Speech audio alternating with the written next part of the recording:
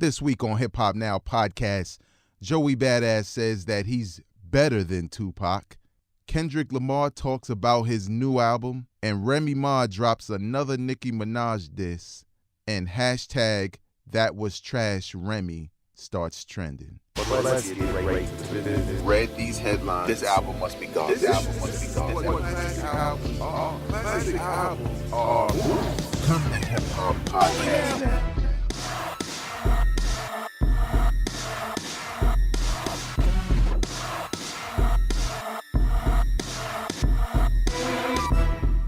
What up, y'all? I'm your host, Vegas, and welcome to Hip Hop Now Podcast, a podcast designed to catch you up on all things hip-hop music and culture that happened throughout the week.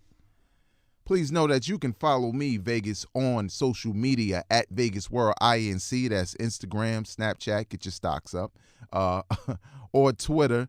And also you can like the Facebook page, facebook.com/hiphop right now.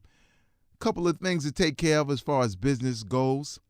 One, I mentioned in my previous podcast that I'm starting a network of YouTube programming.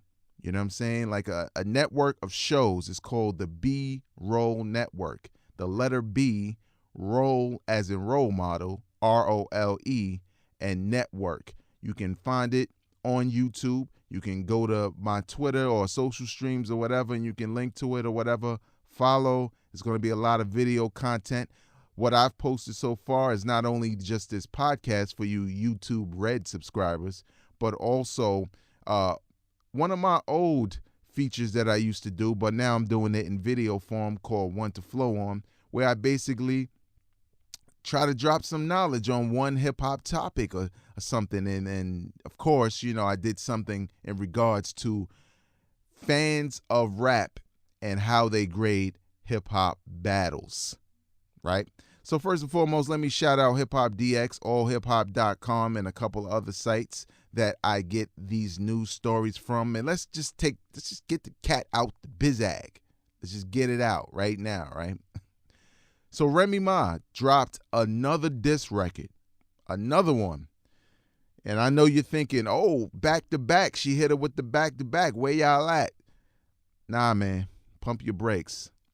I'm here to tell you, and you can judge for yourself. The name of the track is Another One, Remy Ma diss.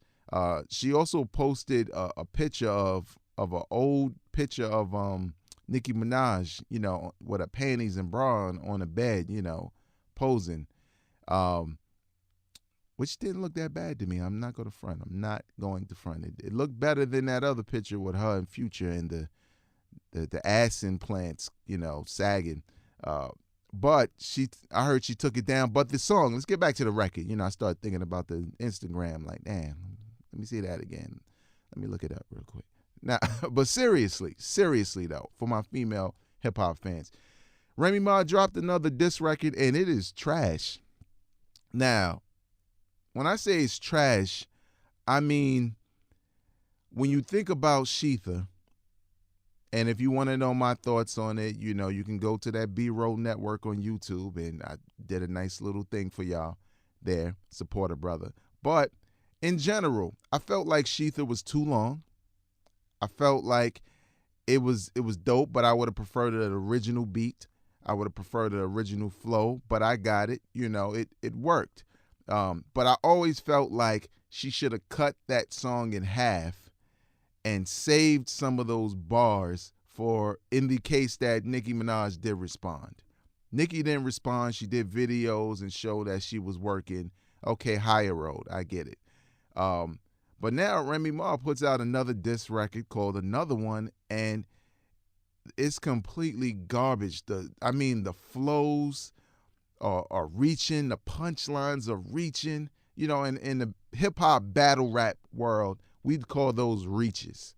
You know, when you say lines that are just so obvious that you see them coming a mile away, and when they hit, you're like, that's not a punchline. That's not even a slap. That's just it's really lame. It does the opposite. You know what I'm saying? It doesn't get you excited. And I think she did herself no favors by releasing this and thinking that she was stunting on Nicki Minaj. And now she's kind of made herself vulnerable to Nicki attacking. Like, if there is any time for Nicki to strike, it is right now. Now, I'm recording this on a Friday morning, so I feel like Nicki can add a little line or two about that diss record, maybe open it up with that or whatever the case may be, and then go in, because now it won't matter. Those Nicki Minaj fans and anybody who knows that this Remy Ma record is really trash. I mean, trash, man. I'm not exaggerating. Like, how you drop what some people would call Ether, but I think that's taking it too far. But you drop Ether and Super Ugly, and we all know about Super Ugly. It is the forgotten Jay-Z diss. Why? Because it was trash. And Jay-Z fans didn't want to, I'm a Jay-Z fan, but Jay-Z fans, for the most part, the stubborn ones, didn't want to admit that that record was garbage. And so is this. And right now, she's looking bad out here because you didn't really need to do that. You didn't really need to go there. You were good. You could have just laid back and just went about your business. They got a new album out, her and Fat Joe. I think it's pretty dope.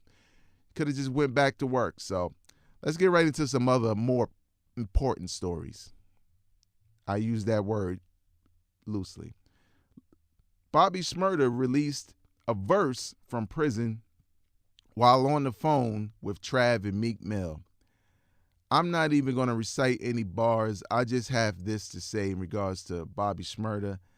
It's an unfortunate situation, but this is the thing, man, and this is no shade towards Bobby Shmurda because I kind of liked that record at the time. The thing is, man, it doesn't matter. That record was the 15 minutes of fame. This is how the rap game go now. Unless you're an extraordinary talent in regards to songwriting and rapping and beats and concepts and things of that nature, if you one of those people who just hit with a record, you're really hot for the moment. And the moment that dude went to jail, that was it. You know what I'm saying? That was it for him. Now, of course, you know, if he got out, he'll see a little resurgence, but people will be looking for fire. And the thing is so much has changed since he went to jail. It's kind of one of those things where it's like there's no need for him. Because this is not like when Tupac went to jail. I mean, you knew an extraordinary talent was going to jail. When Beanie Siegel went to jail, you knew, like, damn, Beans. You know what I'm saying? You knew Pimp C. You knew somebody who was a consistent quality MC, regardless of whether they're a bar king or whatever, or a songwriter. But you knew, you know, first of all, you knew the album was going to be fire with them going in, because that's always the case.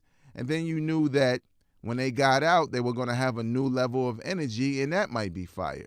But with Bobby Shmurda, like, he had other records and they wasn't hitting the same. And then you go to prison, it's like, in this day and age, 2017, people aren't really going to care, man. So it's unfortunate, but we'll see. Who knows? You never know. Rough Riders is coming back for a reunion show in BK at the Barclay. They put this on their Instagram. Rough Riders reunion tour, April 21st at the Barclays Center. Don't call it a comeback. Double R was always here. I might go to that show. I just might go to that show, because that show might be crazy. It literally, because you know they're gonna have special guests and all that. It might be too crazy, so I don't know. Because I'm telling y'all, man, I don't really do the hip hop shows like that anymore unless you got a band. If you got a band, you know, I'll be in the building. But I doubt Rough Riders is gonna have a band. But who knows? It might be dope. The Game drops Meek Mill diss via Instagram caption. And, you know, this is usually, wow, this a lot of bars. Okay. This is usually, okay, you know what? I'm not even going to read it. Maybe I'll read a line, all right? Parental discretion is advised. This is a clean podcast, but it's about to get dirty for the sakes of at least reading a couple of lines. Niggas say they move, and I quote the game. Niggas say they moving units, but after they pay the 5 niggas they signed to, they back in the Uber. These rappers is stupid, giving all their cash to the jewelers. Hold these niggas on sight, and I'm happy to do it. My ratchet is clueless, shooting from the back of the Buick, worth 21 mil, and I'm savaging through it. You get it. I'll say this. Game is probably the most improved rapper of all time. I was not feeling Game when he first dropped because I felt like he was just name dropping a bunch of other artists. So it was like, well, who are you? I don't even know who you are. You know, you're talking about all the other music I got. But the thing is, we know he's talking about retirement. And if you are one of those people who was like, yeah, Game was hot back then when G Unit was hot, I'm going to tell you right now, Game has dropped some really dope albums recently. And I'm talking about consistently. I think since the documentary, right, I'd say he's dropped maybe 2 albums, and I'm talking about official albums, not the mixtapes and all that, but 2 albums that I felt were okay. The other ones I felt were crazy. His last album was crazy. It was one of my best of the year. The documentary 2.5, that was crazy. The Red album was nuts. Like, he's dropped some joints, so don't sleep on the Game unless, you know, for whatever reason you just don't like him. But trust me, he's worth it. Forbes releases 2017 hip-hop cash princes list, meaning these are the hip-hop artists that don't make as much as the Dr. Dre's or the Diddy's or the Jay-Z's, but they make the most money out of the little dudes, the little homies. The class of 2017 features a diverse roster, including Lil Uzi Vert at number 22, Tory Lanez at 24, Bryson Tiller at 23, Young Ma at 24, Isaiah Rashad at number 25. Wow, didn't think that. Dram at 28, Lil Yachty at 19, Designer at 19. Yeah, so it's just a big, I don't know who's number 1, who cares? But this is a little bit of money they made. I mean, I get it. I know there's some people out there is like, you know, don't really like mumble rap, don't think they deserve to be mentioned in any case or whatever. But the thing is, you know, lists like this is about the money they're making, and the new wave is kind of like, you know, you get that single that gets you hot, and you kind of ride that wave, and you up your price for shows and features, and you just take advantage of everything that comes with it. That's what I'll say about this era of 15-minute rappers. During the ringtone era, dudes just kind of had that song, and then they just faded into obscurity. Now, these dudes have that one song, and they're able to ride it into endorsement deals and all types of other situations until their 15 minutes is up. So they make a great deal of money. The only problem is they don't really do right by their money in most cases. They buy a lot of jewelry, a lot of nonsense, and we'll see what happens a couple of years from now when nobody remembers them. Joey Badass claims he's better than Tupac. Oh. He said this, and I quote, "I already know I'm a better rapper than Tupac is." This is what he told Genius. "That's just facts. One-on-one battle, I'll flame Pac." More quotes. "I believe every generation that comes after the opportunity to outshine, I believe every generation that comes after has the opportunity to outshine the previous generation because they gave you their best.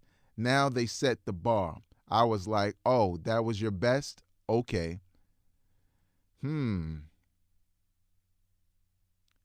Now he also had this to say, and I quote, "I believe I am one of the minds that Pac said will spark to change the world.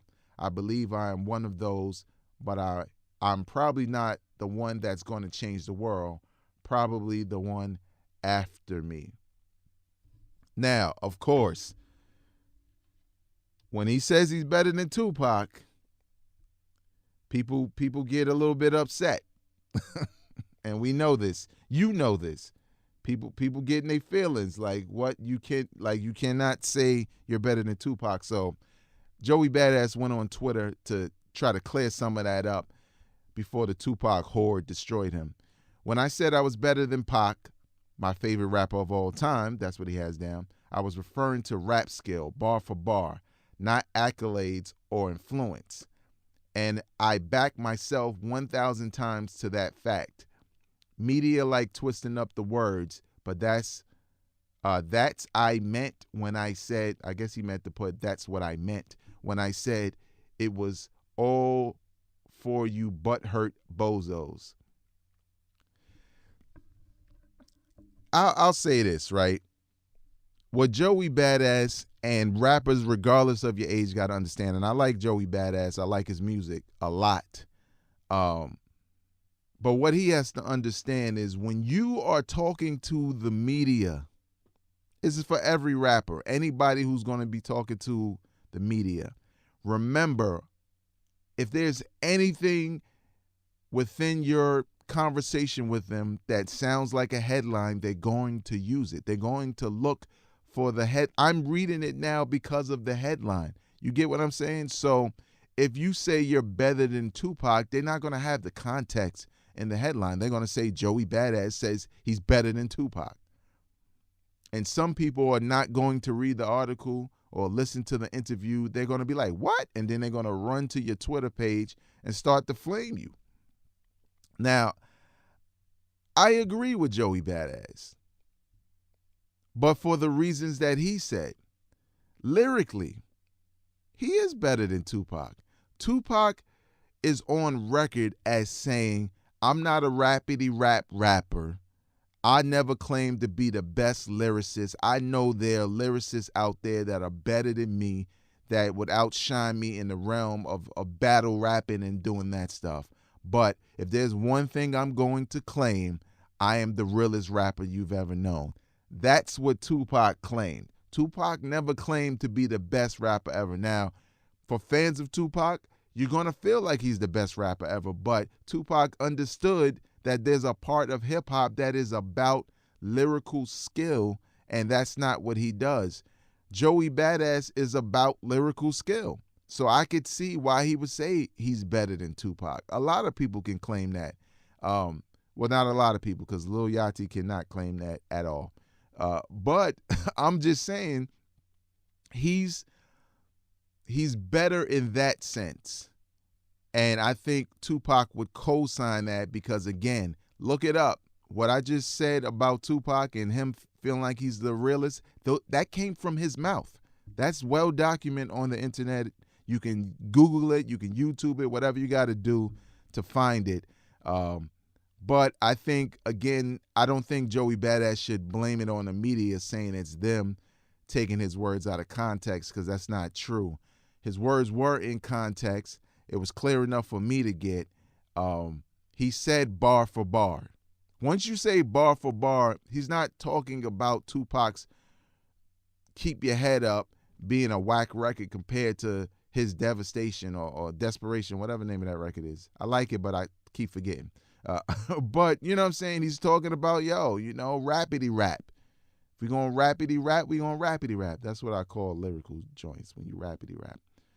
So, what do you think?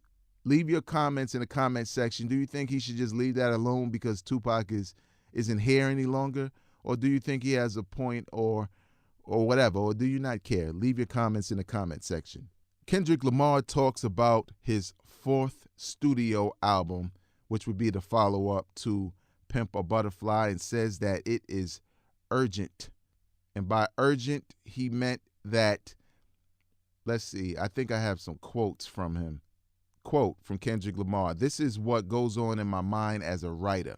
One day I may have a little girl, and it's a girl in particular. Funny you should say that. She's going to grow up. She's going to be a child I adore. I'm always going to love her, but she's going to reach that one point where she's going to start experiencing things, and she's going to say things or do things that you may not condone, but it's the reality of it, and you know she was always going to get to that place, and it's disturbing, but you have to accept it. You have to accept it, and you have to have your own solutions to figure out how to handle the action and take action for it. Now, I know you're thinking, like, what is he talking about? He went on to say, when I say the little girl, it's an analogy of accepting the moment when she grows up. We love women. We enjoy their company. At one point in time, I may have a little girl who grows up and tells me about her engagements with a male figure, things that most men don't want to hear, learning to accept it and not run away from it. That's how I want this album to feel. I like the fact that he's not being completely upfront with what this album will be. I know he mentioned that To Pimp a Butterfly was more of identifying the problem, and whatever this follow-up would be like solution oriented, I guess. Now, that's a double-edged sword, because this is the thing, right? With Kendrick Lamar, he's always kind of been conscious, right? He's always been a conscious type of MC. And I feel like with that being said, To Pimp a Butterfly was him stepping completely in that lane of conscious rap. And not that his album Good Kid, Mad City didn't contain some of that, but it also played a role in, for some people, a lot of that stuff was get lit music, even though it had deeper meanings and messages. So are we talking about an album that's also conscious? Are we going to be looking at Kendrick Lamar as a complete conscious MC now? Or is he going to find some middle ground between the conscious rapper and the rapper that talked about the reality of the streets? So again, it's definitely interesting to look at the analogy and try to figure out, exactly what he's going to go after. But if I had to take a stab at it, I think that when you have intentions and you have goals for like a daughter, or a child in general, that doesn't mean those things are going to happen. So he's kind of dealing with the reality of things. So you can say Black People Unite and blah, blah, blah all throughout To Pimp a Butterfly, but the reality is it's this way. Like if you've seen The Wire, that one scene where Marlo is standing outside the store and some dude, some regular dude is like, basically something Marlo did. I can't remember exactly. There was something Marlo did that annoyed him because he's a drug dealer and blah, blah, blah. And Marlo's like, you want things to be one way. And the dude's like, what are you talking about? He's like, you want them one way. And then Chris and Snoop roll up and he's like, but it's the other way. And that's the reality. You know what I'm saying? If you come from the hood or you live in the hood or whatever, you might get tired of the violence and the bad news all the time and the things that happen. And, you may get to a point where you start dreaming and wishing it could be another way. But it's not going to be that way because it's this way. It's the other way. So I think I'm interested because of the fact that, To Pimp a Butterfly came out in 2015. So we about due for a new Kendrick album pretty soon. And the fact that they consider it to be urgent and definitely, having Agent Orange in office, we might be in for a treat. Some of rap's biggest names will feature on the Fate of the Furious soundtrack. That's the new Fast and the Furious movie. Some of the people featured on there includes Migos, Kevin Gates, Post Malone, I think Young Thug, 2 Chainz, Wiz Khalifa, Lil Uzi Vert, Travis Scott. A couple of people. Actually, they have a track listing up here with all these people up here. It's really, this track listing is primarily the new generation. So if you thought, if you're an old head out there, like, yo, what's up there, fam? Nah, man, it don't say Gangstar and all of that. Sorry. It's that if you don't like any of those names I mentioned, you will not be picking up the soundtrack when the film drops. And lastly, I want to talk real quick in regards to, internet business as it relates to creators of content, whether you're an artist, a musician, a podcast runner, a website runner, a YouTube channel runner, or whatever. One thing that I've come across with a lot of situations, and I've seen and talked to other people who've also had certain similar situations. If you're an MC, right, and you conduct business because your whole thing was born and bred on the internet, a lot of people, because this is where all of this is coming from, right? I finally got the opportunity to watch the New Edition, the BET New Edition movie, right? And I knew a lot of what was going to happen behind the scenes about the drug use and still living in the projects and, just all the different things that will pop up because you see it on programs like the show Unsung on TV One. One thing that's always like concurrent and a thread that goes through all of those stories usually is the fact that people don't read their contracts. People don't pay attention to the business side. People don't know how to conduct business. And I see that on so many levels on the internet and I'm not just pointing at artists or younger artists, but I'm pointing at any creators of content, because the difference between them and now, or back then and now, is the fact that we have a little bit more control. Think about it. In the past, if you had some form of talent, right? Let's say you had a talent to be an MC. You had to try to make a demo in a professional studio, meaning you had to pay producers for beats. You had to pay for studio time. You had to pay for somebody to mix it down, blah, blah, blah, all of that. And then you had to go on tour trying to shop it to record labels, going up in offices, trying to take meetings. Whatever you had to do, it was a true grind to get that. Let's say if you're a podcaster. Well, podcasting didn't exist at some point. So if you wanted to be a creator of content in that context, well, you wanted to be someone who was on radio. What did you have to do?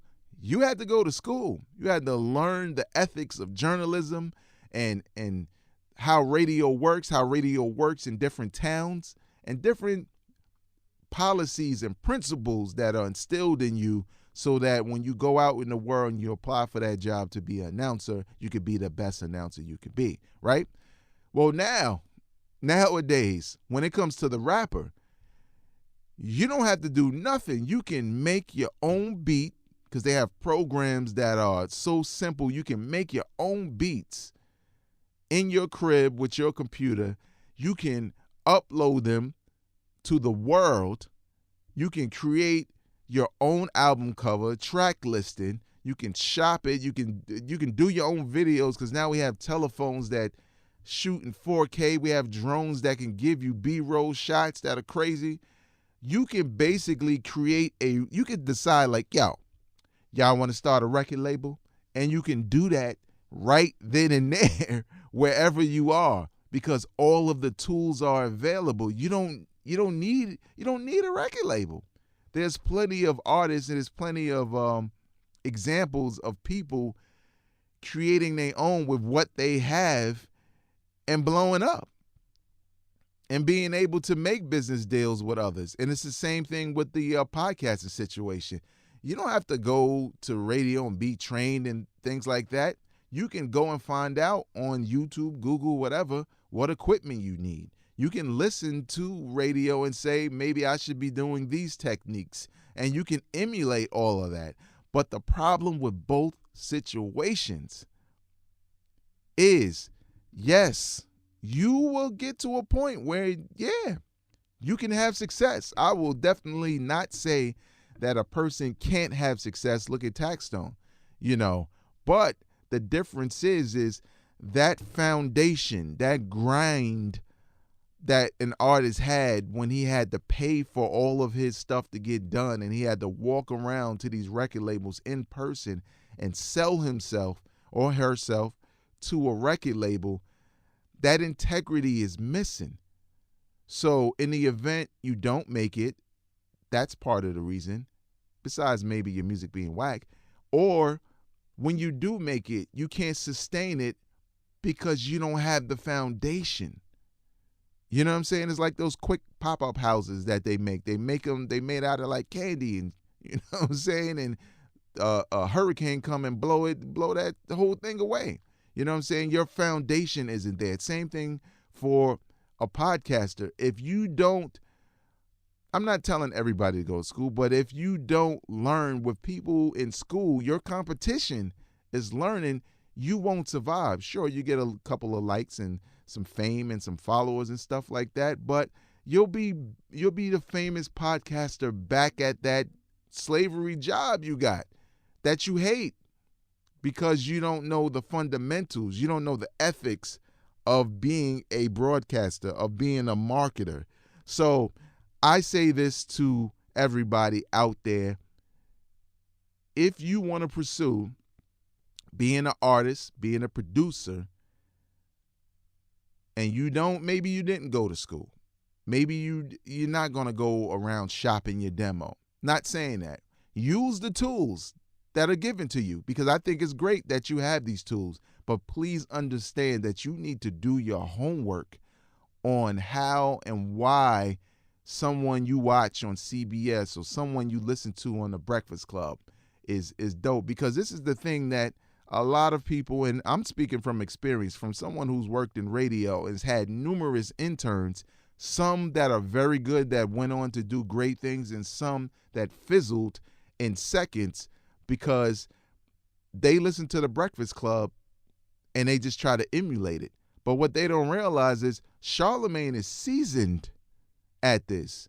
Seasoned. Look up Charlamagne's resume. Charlamagne wasn't just, oh, well, yeah, he used to be with Wendy Williams. No, Charlamagne knows a lot about radio and about a lot of other things.